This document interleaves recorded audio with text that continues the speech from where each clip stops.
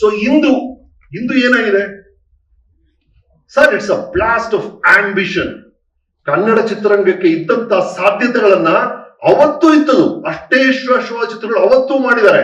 But ಅದು ಅಲ್ಲಿಂದ build ಆಗ್ತಿದ್ದಂತ ಆತ್ಮವಿಶ್ವಾಸ ಎಲ್ಲ ಸೇರಿ ಇವತ್ತು ದೊಡ್ಡ ರೀತಿಯಲ್ಲಿ ಬ್ಲಾಸ್ಟ್ ಆಗಿ ಪ್ಯಾನ್ ವರ್ಲ್ಡ್ ಸಿನಿಮಾಗಳು ಕರ್ನಾಟಕದಿಂದ ಹೊರಗೆ ಬರ್ತಾ ಇದೆ. ಹಾಗಾಗಿ ಇಂದು ಇದೆಯಲ್ಲ, it's a celebration of ambition ರೀ. ಕನ್ನಡದ ಚಿತ್ರ ಪ್ರಪಂಚದ ಮೂಲೆ ಮೂಲೆಗೆ ತಲುಪುತ್ತೆ ಅಂದ್ರೆ ಅದು ಇಂದು.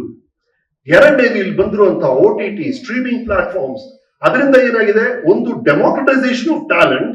ಮೈಸೂರಲ್ಲಿ ಇರುವ ಒಬ್ಬ ಹುಡುಗ 50 ಲಕ್ಷದ ಚಿತ್ರ ಮಾಡಿ ಅದು ಮೆಕ್ಸಿಕೋಗೆ ತಲುಪುತ್ತೆ, ಪ್ರಪಂಚದ ಮೂಲೆ ಮೂಲೆಗೆ ತಲುಪುತ್ತೆ ಅಂದ್ರೆ ಅದು ಇಂದಿನ ಗೆಲುವು ಒಂದ್ ಕಡೆ. ಇನ್ನೊಂದ್ ಕಡೆ ಎಷ್ಟೊಂದು ವಿಷಯಗಳು ದೊಡ್ಡ ಪರದೆಯಲ್ಲಿ ತೋರ್ಸಕ್ಕ ಆಗದೇ ವಿಷಯಗಳನ್ನ ನಾನು ಚಿಕ್ಕ ಪರದೆಯಲ್ಲಿ OTT ಅಲ್ಲಿ ತೋರಿಸಬಹುದು ಅನ್ನೋದು ಶುರುವಾಗಿದೆ. ಬಟ್ ಅದ್ರ ಜೊತೆಗೆ ಕೆಲವು ಸಮಸ್ಯೆಗಳು ಶುರುವಾಗಿದೆ. ಸೋಷಿಯಲ್ ಮೀಡಿಯಾ ಎಲ್ಲವನ್ನೂ ಆಂಪ್ಲಿಫೈ ಮಾಡ್ತಾ ಇದೆ. ಅದೆಲ್ಲದಕ್ಕಿಂತ ಇವತ್ತಿನ ಹುಡುಗರು ಇರುವಂತ ಎಕ್ಸ್ಪೋಜರ್ ಇದೆಯಲ್ಲ, ನಾನ್ ಮಲಯಾಳಂ ಸಿನಿಮಾ ನೋಡಿ ಸೆನ್ಸಿಟಿವಿಟಿ ಕರ್ತೀನಿ, ನಾನು ತಮಿಳ್ ಸಿನಿಮಾ ತೆಲುಗು ಸಿನಿಮಾ ನೋಡಿ ಮಾಸ್ ಅಂದ್ರೆ ಏನು ಅಂತ ಅರ್ಥ ಮಾಡ್ಕೊಳ್ತೀನಿ, ನಾನು ಬಾಲಿವುಡ್ ನ ನೋಡಿ ಮಾರ್ಕೆಟಿಂಗ್ ಅರ್ಥ ಮಾಡ್ಕೊಳ್ತೀನಿ, ನಾನು ಹಾಲಿವುಡ್ ನ ನೋಡಿ ಸ್ಕ್ರೀನ್ ಪ್ಲೇ ಸ್ಟ್ರಕ್ಚರ್ ಅರ್ಥ ಮಾಡ್ಕೊಳ್ತೀನಿ, ನಾನು ಯುರೋಪಿಯನ್ ಸಿನಿಮಾದ ಸೈಲೆನ್ಸ್ ಅರ್ಥ ಮಾಡ್ಕೊಳ್ತೀನಿ, ನಾನು ಯೂಟ್ಯೂಬ್ ನ ಎಡಿಟಿಂಗ್ ಅರ್ಥ ಮಾಡ್ಕೊಳ್ತೀನಿ. ಈ ಎಲ್ಲಾ ಎಕ್ಸ್ಪೋಜರ್ ಇರುವಂತ ಯುವಕರು ಇರುವಂತ ಇಂದಿನ ಪೀಳಿಗೆ ಇದೆಯಲ್ಲ, ಆ ಎಕ್ಸ್ಪೋಜರ್ ನ ಇಟ್ಕೊಂಡು ನಾವು ಹಿರಿಯರು ಕೊಟ್ಟಂತ ಶಕ್ತಿಯನ್ನ ಸರಿಯಾಗಿ ಉಪಯೋಗಿಸ ಮಾಡಿದ್ರೆ ಅದ್ಭುತವಾದ ವಿಷಯ ನಡೆಯುತ್ತೆ. ಇದಾಗಿರೋದು ಒಂದೇ ಒಂದು ಸಮಸ್ಯೆ, ಒಂದು KGF, ಒಂದು ಕಾಂತಾರದಿಂದ ಎಲ್ಲರೂ ಒಂದು ಸ್ಪೆಕ್ಟಕಲ್ ಕಡೆ ಗಮನ ಹಾರಿಸ್ತಾ ಇದ್ರ, ಅದು ಬೇಕಾ? ಅಮೆರಿಕನ್ ಒಂದು ಡೈಲಾಗ್ ಇತ್ತು, ಮನುಷ್ಯನು ಬೇಕಾಗಿರೋದು ಬೇರುಗಳು, ಇಲ್ಲಿನ ಸತ್ವನ ಹೀರಿ ಇಲ್ಲಿ ಫಲ ಕೊಡ್ಬೇಕು ಅಂತ. ನನ್ ಕ್ಯಾರೆಕ್ಟರ್ ಹೇಳಿದ್ರೆ ಇನ್ನೊಬ್ಬ ಹೇಳ್ತಾನೆ, ಇಲ್ಲ ಮನುಷ್ಯ ಹಾರ್ಬೇಕು, ಅವನ್ ಎಲ್ಲಾ ಕಡೆ ಹಾರ್ಬೇಕು, ರೆಕ್ಕೆಗಳು ಮುಖ್ಯ ಅಂತ. ಆಗ ಹೀರೋಯಿನ್ ಹೇಳ್ತಾಳೆ, ರೆಕ್ಕೆ ಬೇರು ಎರಡೂ ಇರಕ್ ಸಾಧ್ಯ ಇಲ್ವಾ ಅಂತ. ಅದು ಈಗ ಬೇಕಾಗಿರೋದು. ನಿಮ್ಮತನವನ್ನ ಬಿಡದೆ, ನಿಮ್ಮ ಮಣ್ಣಿನ ಶಕ್ತಿಯನ್ನ ಮರೆಯದೆ, ನಿಮ್ಮ ಬೇರುಗಳನ್ನ ಮರೆಯದೆ ರೆಕ್ಕೆ ಇಟ್ಕೊಂಡು ಹಾರಕ ಆಗುತ್ತೆ. ಅದನ್ನ ದಯವಿಟ್ಟು ಮಾಡಬೇಕು ಇಂದಿನ ಪೀಳಿಗೆ. ಮುಂದೆ ಇರೋದು ಮೂರೇ ವಿಷಯ, AI ಅಷ್ಟೇ. ಬರ್ತಾ ಇರುವಂತ ವಿಷಯ ನಾವ್ ಇಲ್ಲ ನೋಡಿದೀವಲ್ಲ ಸರ್.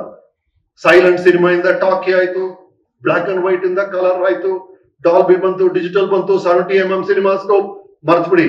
ಇದೆಲ್ಲದಕ್ಕಿಂತ ದೊಡ್ಡ ರೆವಲ್ಯೂಷನ್ AI. ಎಲ್ಲವನ್ನು ಬದಲಾಯಿಸುತ್ತಿದ್ದು, ಎಲ್ಲವನ್ನು ಉಲ್ಟಾ ಪಲ್ಟಾ ಮಾಡುತ್ತಿದ್ದು, ಅಂಡ್ ಅತಿ ಶೀಘ್ರದಲ್ಲಿ ಮಾಡುತ್ತಿದ್ದು. ಹಾಗಾಗಿ ಬಹಳ ಗಮನವಾಗಿರ್ಬೇಕಾಗಿರುವಂತ ಕ್ಷಣ ಇದು. AI ಏನಾಗ್ತಿದೆ, ನೀವು ಕಾನ್ವರ್ಸೇಷನ್ ನೋಡ್ತಾ ಇದ್ದೀರಲ್ಲ, ಎಲ್ಲಾ ಕಡೆ ನಾನು ಪಾರ್ಟಿಯಲ್ಲಿ ಹೋಗ್ತೀನಿ, ಆ ಕಡೆ ಹೋಗ್ತೀನಿ, ಬರ್ತಾರೆ ಅಂತ ವರ್ಡ್ಸ್ ಏನ್ ಸರ್? ಇತ್ತೀಚೆಗೆ ಕಾನ್ವರ್ಸೇಷನ್ ಬರ್ತಿರುವಂತ ವರ್ಡ್ಸ್ ಏನು? ChatGPT, Cloud, ಸೋರಾ, ಡೀಪ್ಸೀಕ್, deep fake. ಈ ಕಡೆ ಹೋದ್ರೆ ರನ್ವೇ, ಅದು ಹಿಗ್ಸ್ ಫೀಲ್ಡ್, ಇಷ್ಟೇ ಬರ್ತಾ ಇದೆಯಲ್ಲ. 11 ಲ್ಯಾಬ್ಸ್ ಅಂತೆ, ವಾಯ್ಸ್ ಕ್ಲೋನಿಂಗ್ ಅಂತೆ, ಡಿಜಿಟಲ್ ಡೂಪ್ ಅಂತೆ. How do you handle all this? Pre production ಅಲ್ಲಿ ನಿಮ್ಮ ಶಾರ್ಟ್ ಡಿವಿಷನ್ ಆಗ್ಲಿ, ಸ್ಟೋರಿ ಬೋರ್ಡ್ ಆಗ್ಲಿ, ಡೈಲಾಗ್ ಆಗ್ಲಿ, ಸ್ಟೋರಿ ಡಿಸ್ಕಷನ್ ಆಗ್ಲಿ, ಎಲ್ಲವೂ AI ಮೂಲಕ ಆರಾಮಾಗಿ ಮಾಡ್ಬೋದು. ಡಿ-ಏಜಿಂಗ್ ಆರಾಮಾಗಿ ಈಗಲೇ ಮಾಡ್ತಾ ಇದ್ದಾರೆ, ಆನ್ ದಿ ಸ್ಪಾಟ್. ಇದೇ ವರ್ಷ ಈ ವಯಸ್ಸಿನ ರಮೇಶ್ ಇಲ್ಲಿ ಮಾತಾಡ್ತಿದ್ದಾನೆ, ಈ ಮುಖವನ್ನ 40 ವರ್ಷ ರಮೇಶ್ ಈಗಲೇ ಮಾಡಬಹುದು, ತಕ್ಷಣ ಮಾಡಬಹುದು. 20 ವರ್ಷ ರಮೇಶ್ ಮಾತಾಡೋದ್ರ ಇಲ್ಲೇ ಮಾಡಬಹುದು. ಆತರ ಆಗಿದೆ.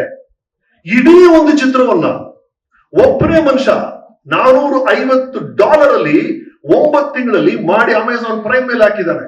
ಒಬ್ಬನೇ 100 ಜನ 100 ದಿನ ಮಾಡುವಂತ ಕೆಲಸವನ್ನ ಒಬ್ಬ ಮಾಡ್ತಾನಂದ್ರೆ ಆ ಟೆಕ್ನಾಲಜಿ ಲೆವೆಲ್ ಏನು?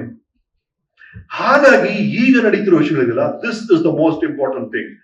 ಸಿಕ್ಕಾಪಟ್ಟೆ ಫಾಸ್ಟ್ ಆಗಿ ಒಂದು ದೊಡ್ಡ ಲಾರಿ, ಓವರ್ಲೋಡೆಡ್ ಲಾರಿ AI ಹೆಸರಲ್ಲಿ ಬರ್ತಾ ಇದೆ. ಅದನ್ನ ತಡೆಯಕ್ಕಾಗಲ್ಲ, ಎದುರು ನಿಂತ್ಕೊಳ್ಳಿ ಅಂತೆಲ್ಲ ಹೇಳಕ್ಕಾಗಲ್ಲ. ಜಾಣ್ಮೆಯಿಂದ ಡ್ರೈವರ್ ಸೀಟ್ ಅಲ್ಲಿ ಕೂರ್ಬೇಕು, ಆ ಲಾರಿಯನ್ನ ನೀವು ಹ್ಯಾಂಡಲ್ ಮಾಡ್ಬೇಕು. ಮಾಡಿದ್ರೆ ನೀವು ಎಲ್ಲಿ ತಲುಪಬೇಕು ಅಲ್ಲಿ ಇನ್ನಷ್ಟು ವೇಗವಾಗಿ ತಲುಪ್ತೀರಾ, ಇನ್ನಷ್ಟು ಎಫೆಕ್ಟಿವ್ ಆಗಿ ತಲುಪ್ತೀರಾ. That is the only way.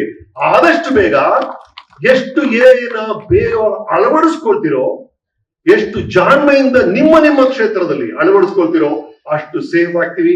ಹಾಗಾಗಿ jump on the AI wagon, all of you please. Associated troubles ಇರುತ್ತೆ.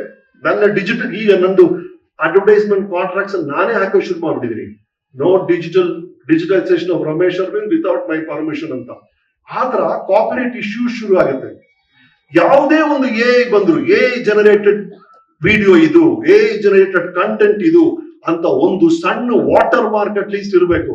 ಇಲ್ಲಂದ್ರೆ ನಾನ್ ಮಾಡಿದ್ಯಾವ್ದು ಮಾಡಿದ್ಯಾವ್ದು ಗೊತ್ತೇ ಆಗೋದಿಲ್ಲ. ಆ ತರ ವಿಷಯಗಳು ನಡೀಲೇಬೇಕಾಗತ್ತೆ. ಇನ್ನು ನಮ್ ದೈಜಿ ಚಿತ್ರದ ಕೊನೆ ಸೀನ್ ಏನ್ ಮಾಡಕ್ ಟ್ರೈ ಮಾಡಿದ್ವಿ, ಬಟ್ ಒಂದು ಶಾರ್ಟ್ ಅಲ್ಲಿ ನನ್ನ ಮುಖ ಇರೋ ತರ ಇನ್ನೊಂದು ಶಾರ್ಟ್ ಅಲ್ಲಿ ಬರ್ತಾ ಇಲ್ಲ.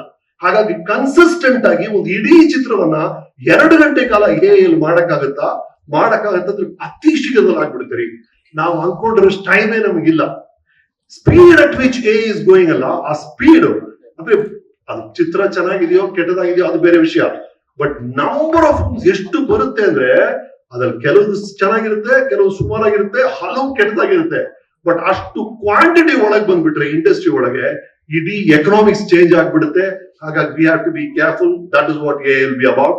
ಈ 3 ವಿಷಯಗಳು ಅಂದು ಇಂದು ಮುಂದು ನಡೆದಿದೆ. ಈಗ ಆಗಬೇಕಿರೋದೇನು? ಈಗ ಆಗ್ಬೇಕಾಗಿರೋದು ಒಂದು, ಎಲ್ಲ ಕಡೆ ಅದೇ ಆಗುತ್ತೆ.